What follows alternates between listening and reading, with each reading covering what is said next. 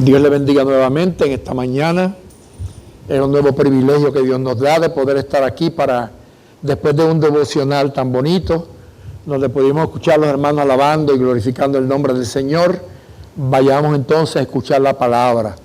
Y yo le invito a que nuevamente busque el Salmo 34, que es donde hemos estado predicando estos últimos 3 domingos. Hoy es el cuarto, que estaremos hablando acerca de este Salmo que para mí ha sido de grande bendición. Yo quiero recordarle que yo nací en el Evangelio, me crié en el Evangelio. He leído la Biblia varias veces, comenzando en Génesis y terminando en Apocalipsis. Y había leído este Salmo cuántas veces y hasta casi lo sé completo de memoria. Pero en estos días me puse a mirarlo detenidamente. Por eso es que la Biblia nos dice, escudriñad las Escrituras. Porque no es solamente leer la Biblia, es que hay que tomar tiempo para profundizar en ella, y cuando usted lo hace, qué muchas cosas gloriosas usted descubre.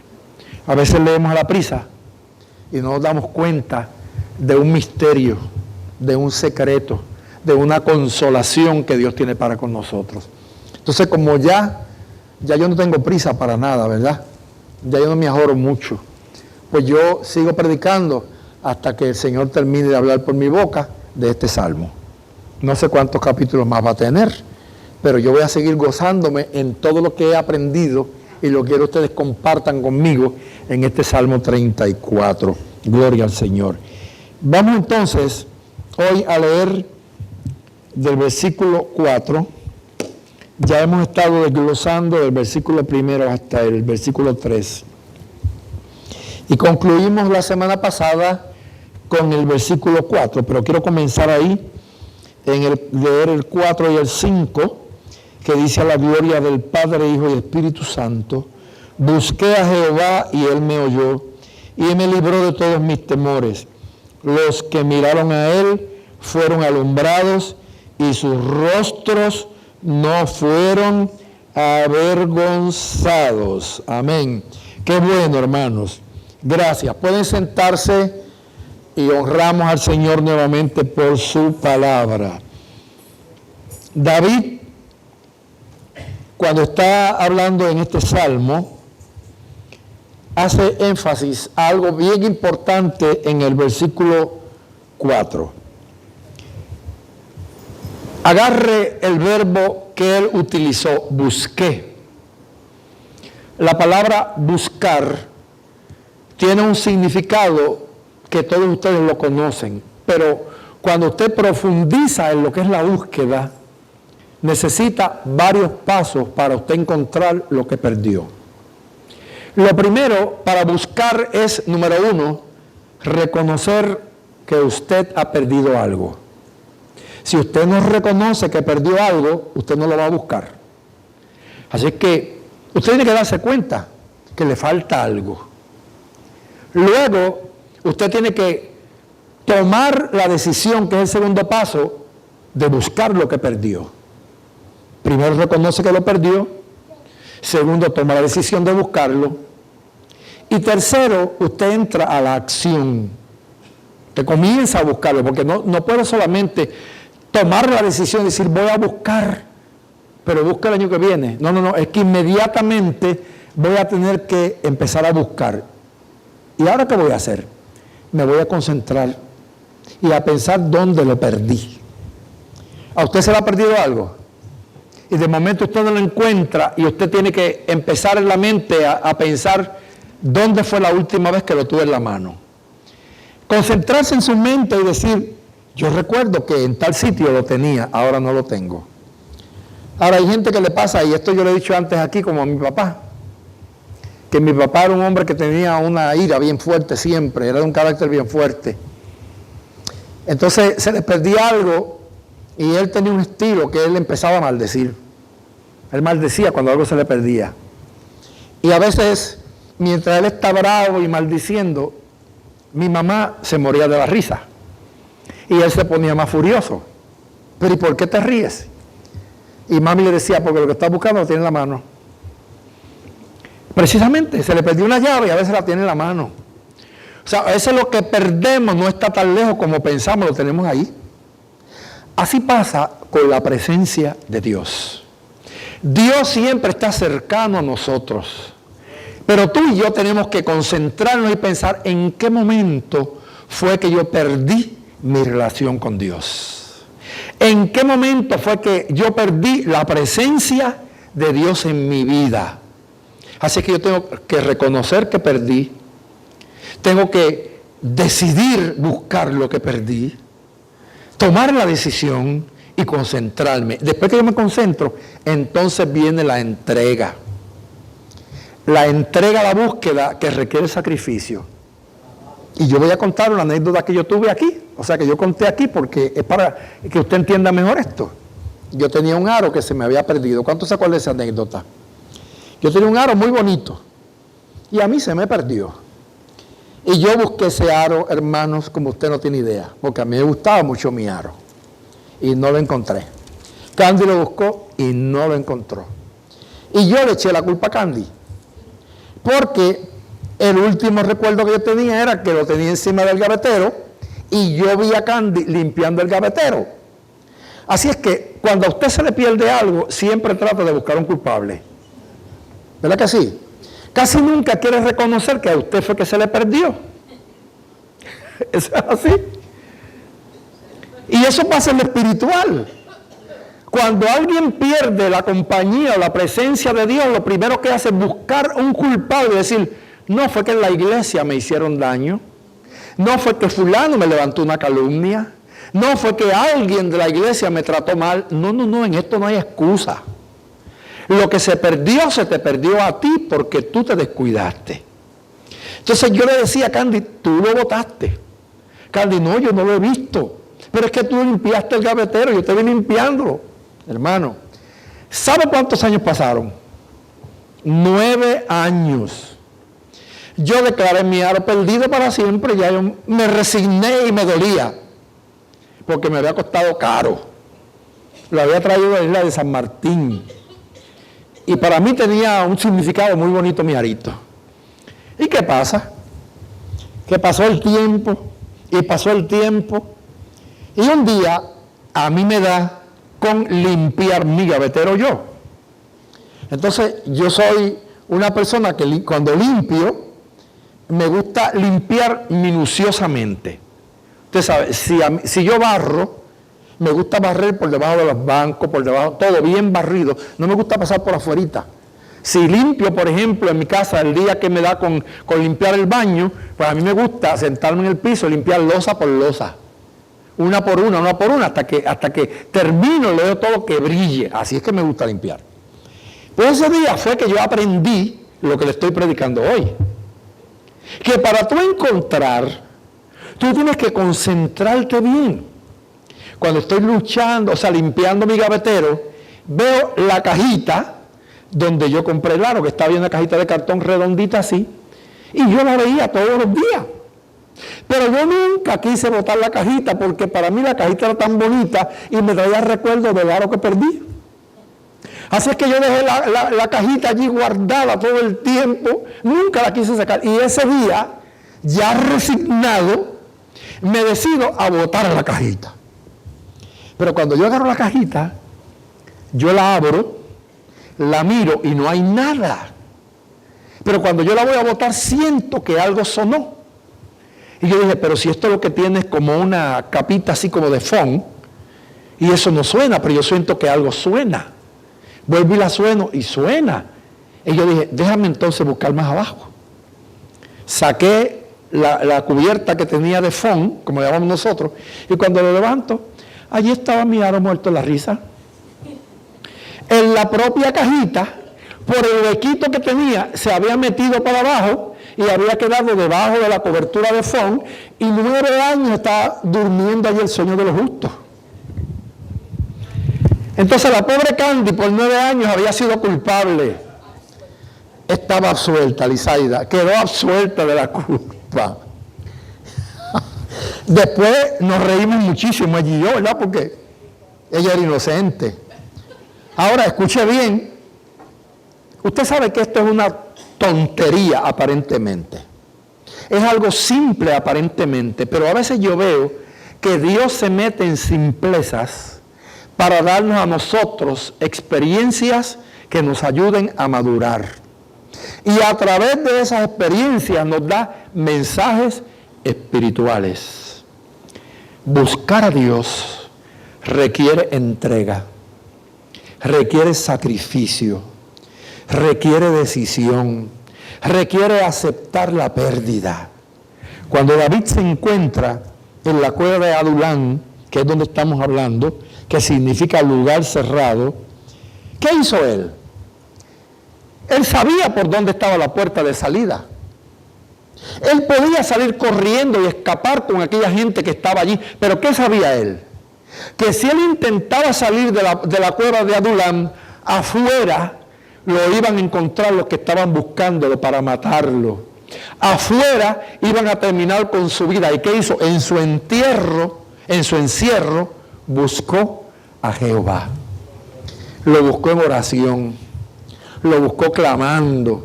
Y por eso es que yo le he dado énfasis en estos días a este mensaje de que tal vez tú y yo en algún momento estamos en nuestro Adulán, en nuestra prueba, en este momento difícil, que yo creo que Dios nos está llamando en estos días a reflexionar y a que estemos seguros de que el creyente, no importa por la situación que esté atravesando, siempre habrá una salida.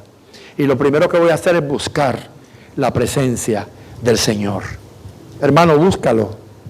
Cuando la ciencia diga que para ti no hay remedio, búscalo. Cuando la economía sea adversa y te digan vas a perder la casa porque no la puedes pagar, búscalo. Cuando en realidad tu vecino quiere acabar contigo, confía en el Señor. Dios tiene una salida para ti. Entonces ahora David, ¿qué es lo que dice? Busqué a Jehová y me oyó y me libró de todos mis temores, que de esto hablé la semana pasada. Ahora me quiero pasar al versículo 5, que dice, los que miraron a él fueron alumbrados. Fíjense, los que miraron a él fueron alumbrados. Ahora David hace una diferencia entre el Salmo, es el versículo 4, que está hablando de sí mismo, de una forma individual. Pero ahora en el versículo 5, él cambia el yo por el ellos. Y ahora habla de los que miraron a él. David indica, mis queridos hermanos, que esta experiencia no fue suya sola, sino que muchos otros han sabido y sabrán lo que es enfocarnos en el amor de Dios. Cuando tú experimentas en tu vida encontrar al Dios verdadero, los que están contigo se inspirarán en ti. ¿Sabe qué es así? Yo recuerdo una vez yo renuncié. O sea, no renuncié, casi renuncio. Eso sucedió en el 1999 por un percance que sucedió en mi familia. Y yo recuerdo que la directiva de la misión que yo dirijo se reunieron y lo primero que tomaron fue la decisión de que, como no hablaban creol, que iban a mandar una carta a todas las iglesias de Haití, de Martinica, de San Martín, ¿te acuerdas, Edgardo? Para darle de baja a todas las iglesias y que cada cual buscara por dónde seguir. Recuerdo que Edgardo estaba en esa reunión porque yo no estaba. Yo había pedido 3 meses para tratar de reponerme por lo que había sucedido en casa. Y recuerdo que Edgardo llegó y me dijo, pastor, las cosas están difíciles, mire lo que se habló en la reunión, y me contó. A mí mi alma se me estremeció. Porque si alguien ama esta obra, soy yo, que fui el instrumento para la gloria de Dios, para fundarla. Y que desde el año 76 he estado inmerso en el campo misionero, fundando iglesias, formando obreros, levantando escuelas. Entonces he pagado un precio, diría yo, casi de sangre, porque he tenido que dejar mi fuerza física, mi salud, mi economía, mi juventud. Entonces yo entiendo lo que vale esta obra. Pienso que habrá muchos que la amen, pero tal vez nadie como yo. Nadie como yo. Solamente Cristo la ama como yo. O más que yo, porque Cristo nos ama más que lo que nosotros podemos amar. Y luego, mi hermana Loida, que también era miembro de la Junta, me llamó y me dijo: Eliacín, sacúdete y levántate y échale mano al arado, porque si tú te rindes, ya los demás se rindieron. ¿Qué va a pasar con esta obra? Y yo me vestí de valentía, aún con el dolor que yo tenía en mi alma, que mi alma estaba hecha a pedazos, destrozada por eventos terribles que habían sucedido. Me levanté y yo dije: vamos para adelante. Entonces ahora, yo estudiando este salmo de David, me doy cuenta que tú y yo podemos ser de inspiración para muchos. Porque en el versículo 4, él habla de su relación personal con Dios. Y él dice: busqué a Jehová y él me oyó y me libró de mis angustias, de mis temores. Pero ahora dice: los que miraron a él. ¿Por qué los otros miraron a él? Recuerde que David está hablando desde una cueva donde está acompañado por un montón de gente afligida, por un montón de gente endeudada, por un montón de gente que estaban amargados de espíritu. Eso dice la Biblia. O sea, 3 grupos sociales que estaban en una angustia terrible y que posiblemente ninguno de ellos tenía deseos de salir de la cueva con vida. A lo mejor decían que nos moramos aquí. ¿Así? Decía un exégeta: David estaba rodeado de pordioseros. Así se sentían, como pordioseros. Entonces David en aquel momento tenía que ser la inspiración. Y tú tienes que saber que tú y yo, como creyentes, como gente que conocemos al Señor, debemos ser la inspiración para los que están a nuestro lado. Los que miraron a Él fueron alumbrados. Usted sabe que a veces los vecinos dependen de usted. Yo le conté a usted una experiencia que yo viví, que muchos hermanos aquí la saben, en el 1980. Yo me mudé a vivir en el 79 al barrio Camarones de Guaynabo. ¿Cuántos recuerdan aquel tiempo?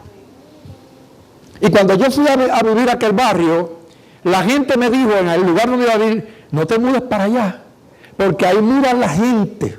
O sea, habían tantos ladrones, ahí muran la gente. Mira, ahí le sacan el ponchón debajo a la gente y ni cuenta se dan. Así me dijeron. Y de verdad que los primeros días, mire, yo casi no dormía. Yo tenía solamente a Kerlin, que era una bebé, y Candy estaba embarazada de Eliacín. Mire, hermanos, y aquello daba grima en aquel sitio. Pero ¿sabe qué yo hice? Que yo me iba a mudar un martes y el lunes a la congregación que yo pastoreaba en ese tiempo, yo me la llevé todita para aquella casa. No sé cuántos se acuerdan. Y en aquel culto yo invoqué la protección del Señor. Y los hermanos depositaron sus manos en las paredes. Y aquella casa la ungimos para Dios. Y yo dije: Señor, a mí me toca vivir en esta casa. Y me dijeron que aquí le roban a todo el mundo, pero yo voy a vivir aquí en el nombre de Jesús. Hermanos, y me mudé allí.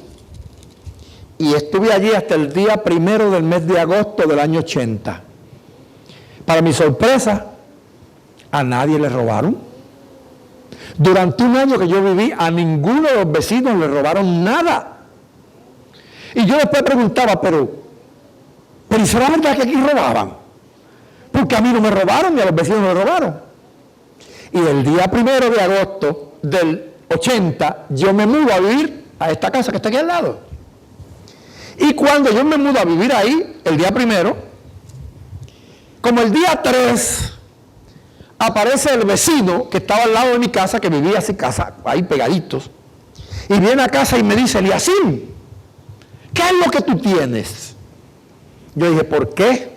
Y me dijo: porque mira, nosotros allí no podíamos vivir, y tú estuviste un año viviendo allí, no nos robaron a nadie, y tú te fuiste el lunes, y el martes se metieron a la casa, todo el mundo nos robaron otra vez. ¿Usted eso lo ve como algo normal? No, no es normal. Lo que pasa es que usted tiene la luz de Dios. Mira lo que dice David ahí: los que miraron a él fueron alumbrados. Fueron alumbrados. Y tú tienes que ser inspiración para tu vecino. El otro vecino que yo tenía en Humacao, donde yo vivo, ¿sabes que yo no vivía en Humacao? Vivía aquí. Pero a veces me iba y estaba los fines de semana. Y tengo un vecino que, gracias al Señor, nos ganamos para Cristo y no le servía al Señor en aquel tiempo y murió en el Señor. Y un domingo, o sea, un día, yo llegué un viernes y él me dijo, ¿vas a estar ahí el fin de semana? Y yo dije, sí. Y él me dijo, ay, qué bueno, gracias, Señor, dijo él. Y todavía no era cristiano. Yo dije, ¿por qué? Y me dijo, porque sabes una cosa, cuando tú estás ahí, yo me siento tan seguro, yo duermo tan tranquilo, siento que la paz de tu casa llega a la mía. Eso me decía aquel hombre. Tú y yo no somos nada, hermanos. Simplemente somos siervos de Dios, pero hay una diferencia grande entre aquel que ha mirado al Señor. Porque la Biblia dice aquí, los que miraron a Él fueron alumbrados y sus rostros no fueron avergonzados. Ahora, yo me voy a parar un poquito en esto de los que miraron a Él, porque hay una diferencia entre ver y mirar. Usted sabe, ¿verdad? Lo que es la diferencia, ¿verdad? Ahora mismo, yo veo a todos ustedes, le estoy viendo a todos, pero yo estoy mirando a hermana Norma. Yo sé que allí está Evelyn, que allí está Candy, que allí está Lizalda, por aquí está Vigilio, pero yo estoy mirando a Norma. Perdón que le dije Norma, no, hermana Norma. Porque mirar no es lo mismo que ver. Mirar es fijar la atención, poner la vista fija en un objeto o en una cosa o en una persona. Y David no dice los que vieron a él, dice los que miraron, o sea, los que tomaron tiempo para detenerse en medio de la aflicción y no vieron lo que estaba al lado amenazándolo, sino que miraron la persona de Jesús. Caerán a tu lado 1000 y 10.000 a tu diestra, pero a ti no llegarán. ¿Sabe por qué? Porque tú has puesto tu mirada en el Señor Jesús.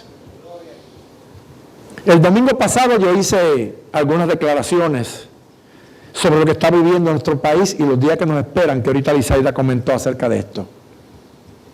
Y yo exhorto a todo puertorriqueño, digo puertorriqueño porque aquí es que hay elecciones, que pongamos nuestra mirada en Jesús. No veamos a nadie más, miremos a Jesús. Porque si te desenfocas de Jesús, puede ser que te turbes en un proceso tan oscuro, tan nebuloso como el que está viviendo nuestro país. Un momento que para muchos es tribulación, que para muchos es angustia, y que solamente Dios tiene la última palabra. Pero yo lo que le digo a todos ustedes es que su bandera sea Cristo. No levante banderas rojas, ni levante banderas azules, ni levante amarillas y negras, ni levante verdes, ni levante ningún color. Ya usted levantó la bandera el día que usted miró a Jesús. Y como usted ha mirado a Jesús, ore. El día de sus elecciones ejerza su voto como un ciudadano responsable, pero vote con conciencia, con sabiduría. Vote por aquellos que amen a Dios, por aquellos que respeten la iglesia, por aquellos que respeten el Evangelio, por aquellos que tengan buena decisión por ayudarnos a volver a Dios. No por ninguno que nos quiera desviar por un camino oscuro, ni que nos quieran llevar a una miseria o angustia, como muchos han llevado a otros países. Ustedes entienden el vocabulario. Ustedes lo entienden, ¿verdad que sí? Entonces, mire a Jesús. No se deje convencer, mire, no se vuelva loco mirando los mensajes de YouTube, ni de Facebook, porque cada cual arrima la sardina para su llama, para su fuego, y cada cual defiende su postura. Pero usted mire a Jesús como cristiano que tiene el Espíritu Santo. Levante la mano todo el que tiene el Espíritu Santo aquí. Todos ustedes lo tienen, ¿sabe por qué? Porque la Biblia dice que desde el día en que tú creíste, fuiste sellado con el Espíritu Santo. Y como tú fuiste sellado con el Espíritu Santo, ahora el Espíritu Santo te va a dar testimonio a tu espíritu de qué es de Dios y qué no es de Dios. Ahora, para eso hay que mirar a Jesús. Porque los que están viendo acá y viendo allá no pueden tener la dirección de Dios. Pero el que está con la mirada fija en Jesús, el Señor le avisa el peligro que hay. El Señor le avisa lo malo que viene de camino. Los que miraron a Él fueron alumbrados. Mire lo que dice 2 Corintios, capítulo 3, versículo 18, cuando habla Pablo y dice, por tanto, nosotros todos, mirando a cara descubierta como en un espejo la gloria del Señor, somos transformados de gloria en gloria en la misma imagen como por el Espíritu Santo. Y esta porción de Corintios hace referencia precisamente a cuando en el libro de Éxodo Moisés se tuvo que cubrir la cara con un velo, porque su rostro resplandecía cuando bajó el Sinaí. ¿Y qué sucede? Que cuando él se presentaba al pueblo, el pueblo veía el resplandor. Y Moisés tuvo que ponerse un velo. Entonces ahora Pablo está haciendo una aclaración y diciéndonos, aquellos tenían que mirar a través de un velo, por el cual no veían bien. Pero cuando ya Cristo vino, el velo nos fue quitado. Y ahora nosotros no vemos como por un espejo. Ahora nosotros vemos el resplandor de su gloria en nuestra vida. Y por eso es que Él nos alumbra con la luz del entendimiento. Por eso es que dice el Salmo 19, lámpara es a mis pies tu palabra. ¿Cuántos saben el resto? ¿Qué dice? Repítalo. Lámpara es a mis pies tu palabra y ¿qué? Y lumbrera a mi camino. Mire, el salmista en el Salmo 19 se ha dado cuenta que para tú caminar en esta vida tienes que tener una luz que te ilumine. ¿Por qué? Porque el que camina a la oscura camina lo que llaman a tientas y a locas. O sea, camina sin saber dónde pisa ni a dónde ve. Los otros días fui a una casa y dije a la dueña de la casa, pon una luz ahí en la entrada de la marquesina, pero cuando yo vengo a visitarte, esa marquesina está muy oscura y ahí en la puerta de tu casa se paran sapos, y los sapos y yo no somos amigos. Entonces imagínese que yo llegue allí y pise un sapo en la noche, pues ya usted sabe que me va a dar un infarto cardíaco. Y usted se ríe, pero es que yo no sé, le tengo alergia a los sapos, fobia, qué sé yo. Entonces, pues, ¿qué sucede? Que cuando usted tiene una luz al frente, usted camina, ¿verdad? Seguro, porque usted ve lo que se mueve. Pero al oscuro no. Entonces, cuando usted pone su mirada en el Señor, los que miran a Él son alumbrados y ahora usted camina firme en todo lo que usted va a hacer en su vida y sus rostros no fueron avergonzados. Quiero un poquito hablar acerca de por qué dice su rostro. Todo el mundo sabe lo que es el rostro, ¿verdad? Los seres humanos, para identificarnos, se usan diferentes formas. Por ejemplo, huellas digitales. A usted le ponen huellas digitales y las huellas suyas son únicas. Únicas, no hay dos personas con la misma huella, ni aún los gemelos. Todo el mundo tiene estas huellas digitales distintas, o estas huellas distintas. Pero ¿qué sucede? Puede ser que yo vea 10 huellas o una sola huella y me preguntan si es la mía, yo ni sé si es la mía. Porque nadie se graba su huella. Eso es como tan complejo, esas rayitas que tiene uno aquí en los dedos, qué sé yo qué. Y hasta falla. Porque a veces si usted la va con cloro, hasta se le va un poquito la rayita y cuando usted viene a ver la huella no es igual que la original. ¿Es verdad? Otra forma de identificar a la gente, por ejemplo, cuando muere, ¿sabe qué? La dentadura. Por los dientes identifican a los cadáveres, porque los dientes de cada cual son únicos, únicos. Pero yo tampoco puedo identificar a nadie por los dientes, porque yo no soy médico forense. Tampoco puedo identificar por la huella, porque yo no soy policía. Pero la forma por la que yo puedo identificar a cualquiera es por el rostro. Porque el rostro es visible. Y todos los rostros son distintos. ¿Distintos? Mire, usted puede ver una persona entre 1000 y usted sabe quién es. Por su rostro. Ahora, escuche bien. El rostro es la verdadera identidad del individuo. ¿Y qué sucede? Que el rostro también es el que da cuenta del estado del alma. Cuando usted está triste, ¿quién lo dice? Su rostro.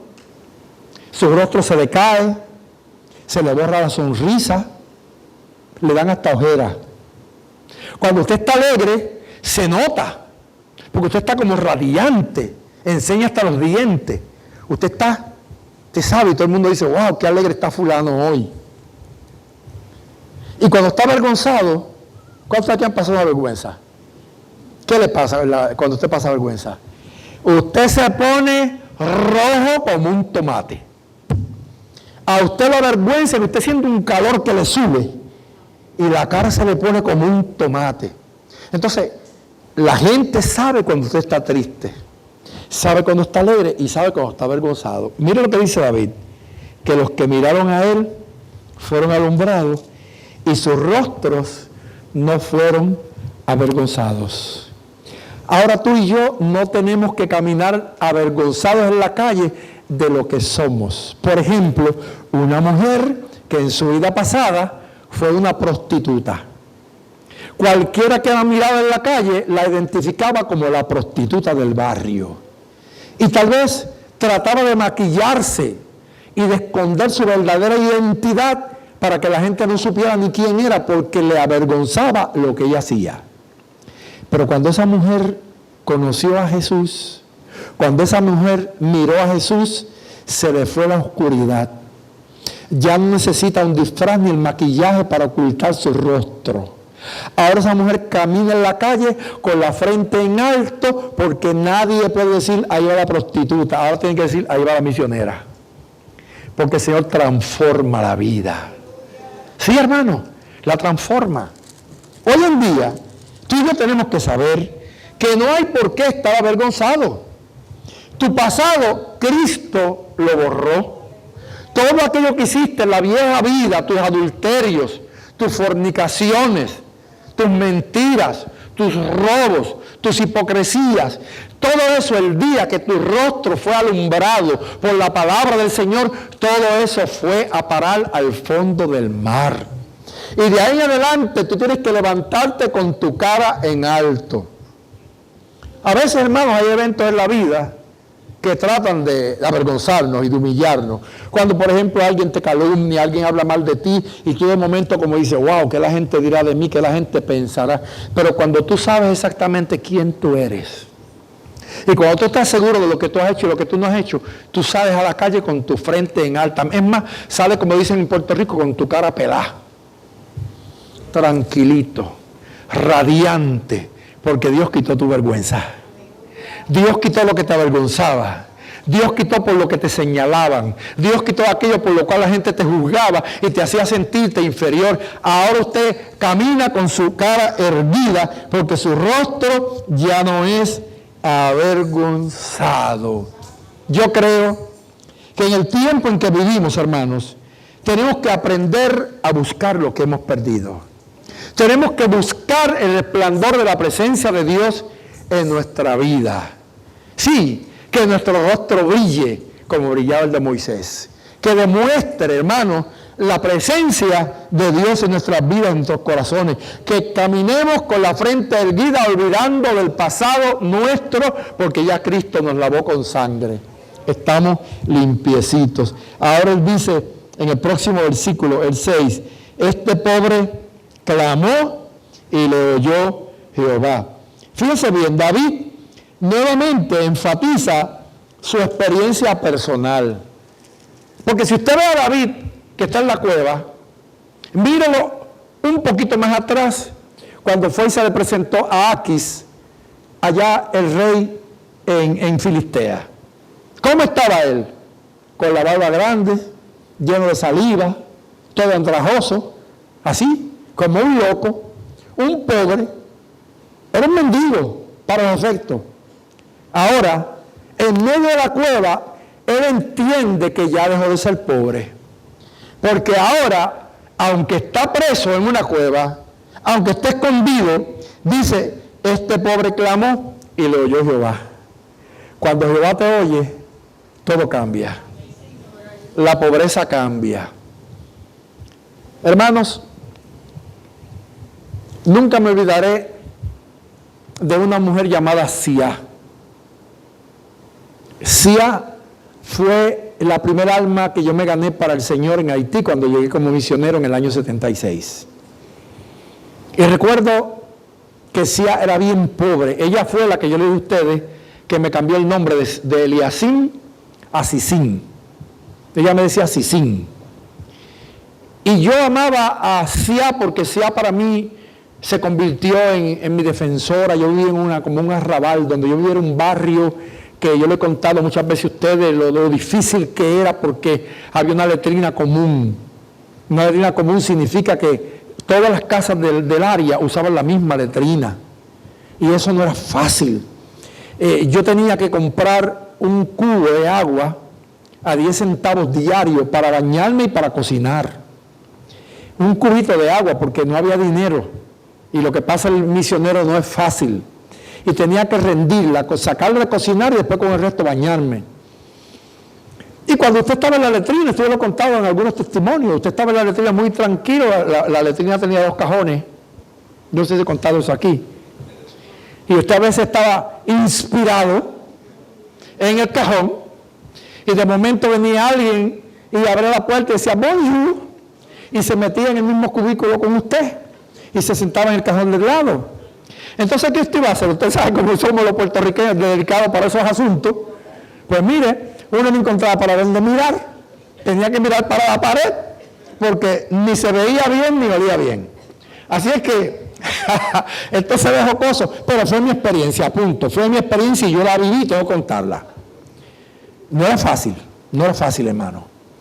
Entonces, recuerdo que yo todos los días, para la gloria de Dios lo digo, yo cocinaba y aunque estaba solito, yo hacía 2 libras de arroz y hacía una ollita de habichuelas, aunque fuera habichuelas lo que había, porque había muchos niños pobres en el área y como ellos sabían que yo cocinaba, a veces a las 6 de la tarde, 6:30, 7 de la noche, cuando yo terminaba de cocinar, en Haití las casas no tienen ventanas, sino que lo que usan son bloques ornamentales.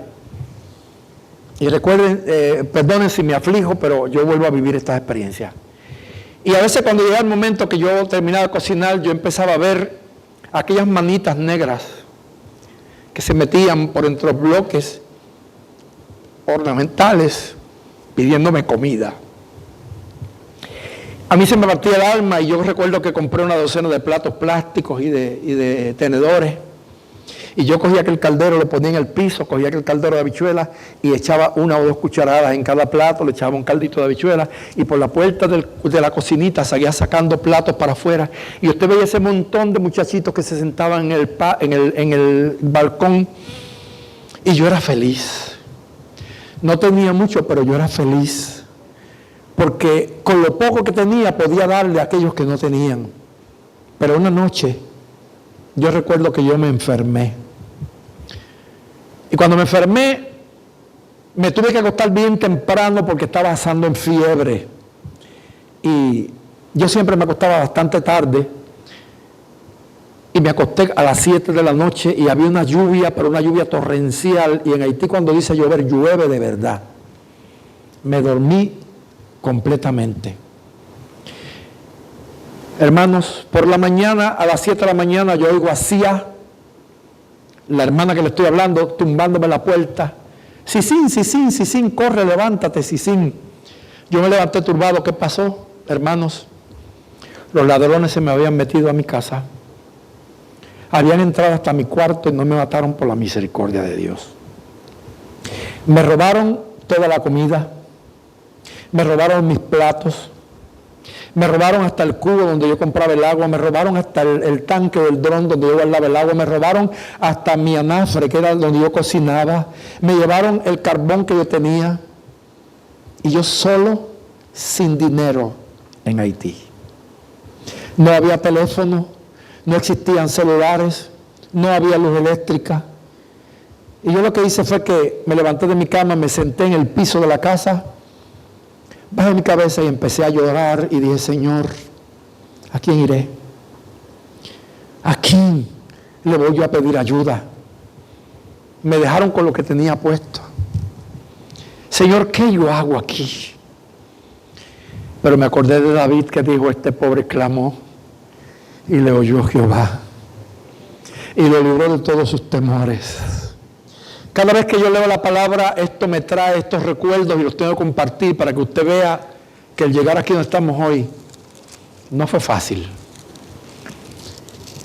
Como a las 12 del mediodía, aparece a la casa un pastor que vivía frente a mi casa y que yo todos los días cuando cocinaba le enviaba comida de lo que yo cocinaba porque él tenía 3 niños y eran demasiado de pobres. Y cuando llega el pastor Magloa, que ya está allá arriba en el cielo, Magloa llega y me trae un platito, ¿sabe con qué? Con harina de maíz y un caldo de habichuelas negras, que eso es comida común en Haití. Y me trae aquel platito y me dice, tenga pastor, coma. ¿Y cómo yo voy a comer? Si yo sé que él no tenía ni para darle a sus hijos y que ahora está sacando de lo que no tenía para traerme a mí ese día. Y yo le dije, no, Magloa, lléveselo a sus hijos. Y él me dijo, no, si usted no come, nosotros no vamos a comer. Porque durante todo este tiempo usted nos ha ayudado a nosotros y hoy nosotros tenemos que ayudarle a usted. Yo le digo que yo bajé aquello a duras penas. Cada vez que yo tragaba un bocado de aquella harina era para mí como un dolor, una angustia, no por el sabor ni nada de eso, sino por el gesto y el sacrificio que había hecho un pobre más pobre que yo.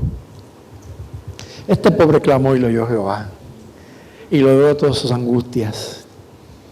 Entonces Sia me puso la mano en la cabeza y me dijo, sí, no te preocupes, Dios te va a ayudar y nosotros no te vamos a dejar solo. Oye, hermanos, oramos al Señor, simplemente oramos. Yo recuerdo que para ese tiempo yo me había caído en Haití y me había fracturado una rodilla y mi pierna estaba así doblada porque nunca pude ir a un médico y tuve que soportar la fractura de mi rodilla a sangre fría sin tener ni una Panadol para yo tomarla. Disculpen que hago recuento de esto hoy. Y yo recuerdo que yo decía, Señor, ¿y qué yo hago ahora? Porque tengo la pierna rota, no tengo dinero, me robaron hasta la comida. ¿Qué yo hago, Señor? Ojalá y la gente entienda lo que sufre un misionero. Y estoy hablando de los verdaderos misioneros que todavía quedan, aunque pocos, porque quedan, porque hoy en día la mayor parte de los misioneros no van a los países si no tienen hoteles de 5 estrellas. Y si no le garantizan aire acondicionado y agua caliente, si no, no van a los viajes. Eso es así. Pero los que somos verdaderamente misioneros, que estamos dispuestos a sacrificarnos por el Evangelio, tomamos el ejemplo de Jesús, que se despojó de su gloria y vino aquí a morir por nosotros. Entonces recuerdo que había una pastora llamada Silvestre, y aquella pastora me amaba como un hijo, porque al principio cuando yo llegué a Haití fue a su casa donde nos hospedamos. Ella nunca había tenido hijos. Ella recibía a los misioneros como sus hijos, y desde que yo llegué ella me decía, tú eres el hijo que Dios me regaló. Pero yo me había mudado a un lugar bien distante y ella no sabía dónde yo vivía ahora. Era una señora mayor, enferma. ¿Y sabe qué pasó? Que ella me había invitado a comer a su casa, pero yo no pude llegar. Porque ¿cómo voy a ir? Si no tengo con qué pagar carro, no puedo caminar a pie, me quedaba lejos. Y ella había asado un pollo, había hecho arroz. Hermanos, y cuando vio que yo no aparecía a la casa, ella dijo, a Cicín le pasó algo. No es normal que Cicín no venga aquí cuando yo lo invito. ¿Sabe qué hizo aquella pastora? Cogió un taxi, agarró toda la comida, se montó en ese taxi y se metió por aquel suburbio preguntando, ¿quién sabe por aquí dónde vive un misionero blanco, flaco, él de mucho pelo, que le llaman Eliacín? Y la gente la fue guiando, y cuando yo, para mi sorpresa, oigo que están tocando la bocina, me levanto poco a poco a ver quién es. El día que me ha robado, hermano, el día que se me acabó todo. Y llega, cuando veo que ella se baja del carro, pero sudando, y me dice, hijo mío, ¿pero qué tú me has hecho? Me quedé esperándote. ¿Por qué no fuiste a comer a casa si te estaba esperando? Entonces cuando me vio que no podía yo caminar, Me vio triste, me dijo, ¿a ti te pasó algo? ¿Qué te pasó? Yo la abracé y lloré. Y le dije, mira lo que me ha pasado. Ella inmediatamente se puso, me sirvió comida, me puso comida en el plato, me dijo, come, y tan pronto termine de comer, tú te vas conmigo. Porque tú no te vas a quedar más aquí en este lugar sufriendo. Dios te mandó aquí a mi país a salvar gente para su reino y yo soy su sierva. Y donde esté yo, tú vas a estar conmigo en casa. Y me hizo montarme en aquel taxi y me llevó a su casa. Allí me quedé yo hasta que pude regresar a Puerto Rico muchos meses después. Hermanos, cuando usted cuenta estas experiencias, yo no las hago para que nadie me aplauda, ni para que nadie me coja pena, ni me dé gloria. Pero las hago para que todo aquel que esté atravesando por un momento difícil y que esté como David en la cueva de Adulán, que se le está acabando el alimento, porque yo sé que hay gente de diferentes países que me ven y que oyen estos mensajes, que la están pasando dura en sus países, donde tienen una comida al día y a veces es muy escasa, que no pueden tomarse un jugo, porque tienen que bajar la arepa con un vaso de agua, porque no tienen nada más. Yo quiero que usted sepa que si usted ha mirado al Señor, su rostro no será avergonzado. Y que aunque usted sea pobre, dice aquí la Biblia, este pobre clamó y le oyó Jehová y lo libró de todas sus angustias. Hoy Sia está en el cielo. Me la gané para Cristo. Se convirtió en mi defensora, me lavaba mi ropa, me protegía de cualquiera que me quería hacer daño en aquel sitio. Sí, me orientó tanto en aquel lugar y yo la amé. Después que yo dejé de verla porque yo me vine para Puerto Rico, regresé años después y yo me tiré, hermanos, a buscar, a preguntar y la encontré en un arrabal donde vivía bien pobrecita, que no tenía ni ropa. Pero gloria a Dios, que Dios me había iluminado a mí y yo había salido de Puerto Rico y llevaba para ella cajas de ropa, cajas de comida, le llevaba dinero y me tiré y la conseguí. Y cuando la encontré, ¿sabe dónde estaba vacía? En una casita de piso de tierra, una casa de barro. Y ¿sabe con qué estaba cubierta? Con una sábana que le prestó una vecina porque no tenía ropa para ponerse. Y ella estaba en su casa en ropa interior porque no tenía ropa para ponerse de lo pobre que estaba. Y cuando yo llego a ese arrabal, que ella oyó mi voz, porque yo llegué preguntando, ¿conocen por aquí una señora que se llama Sia? Y me dijeron, bueno, por aquí hay una que se llama Clericía. Ahí fue que me enteré que se llamaba Clericía. Aquí hay una Clericía que vive allí, en aquel rancho. Y yo fui y toqué la puerta. Ella dijo, ¿quién es? Y yo le dije, sal para que vea, hermanos.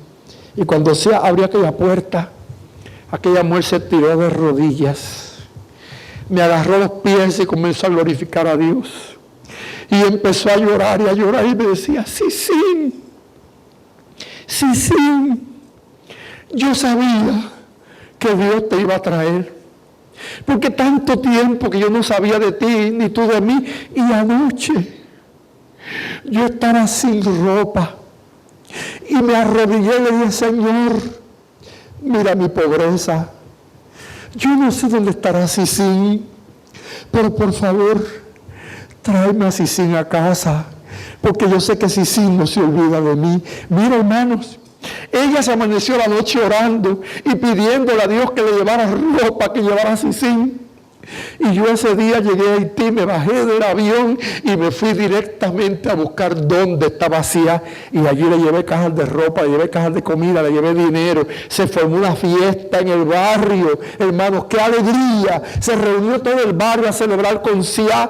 Y la gente le decía, Sia, de verdad que el blanco te ama. No este blanco, el de arriba, que es el Dios que tú y yo le servimos. Este pobre clamó y lo oyó Jehová y le libró de todas sus angustias. Disculpen los teólogos, porque hay teólogos que cuando usted predica no quieren que usted dé testimonio porque creen que solamente usted va a hablar de teología. La teología no vale nada si no está respaldada de las vivencias que nosotros tenemos cumpliendo lo que dice la Biblia. La Biblia, claro que sí, es la palabra de Dios, y la teología nos enseña mucho acerca de ella, pero que de qué me vale a mí conocer teología, de qué me vale a mí conocer la teoría si no tengo la práctica, si no tengo la vivencia y la demostración del Dios que es real. Por eso hoy yo no me avergüenzo del Evangelio. Estoy aquí 48, voy para 49 años después de haber vivido estos eventos. Ya Silvestre, la pastora, está en el cielo. Regina está en el cielo. Cia está en el cielo. Mis compañeros misioneros están en el cielo. Cuando llegué a Haití en el 76, habíamos 12 misioneros puertorriqueños ubicados en la capital. Y saben, quedo yo para darle la noticia. Y a los otros 11, ninguno está. Ya ninguno está. Solamente quedo yo. Y tengo que dar gloria a Dios, porque si estoy de pie es por su misericordia. Nunca me olvido que el día que me ungieron como ministro en Lijas, en el 80, ungieron 11 ministros conmigo. Y quedo yo. Ya los demás no están en el ministerio. Muchos de ellos murieron, otros perdieron su ministerio y otros hasta se apartaron de la verdad. Y yo estoy aquí. ¿Sabe por qué?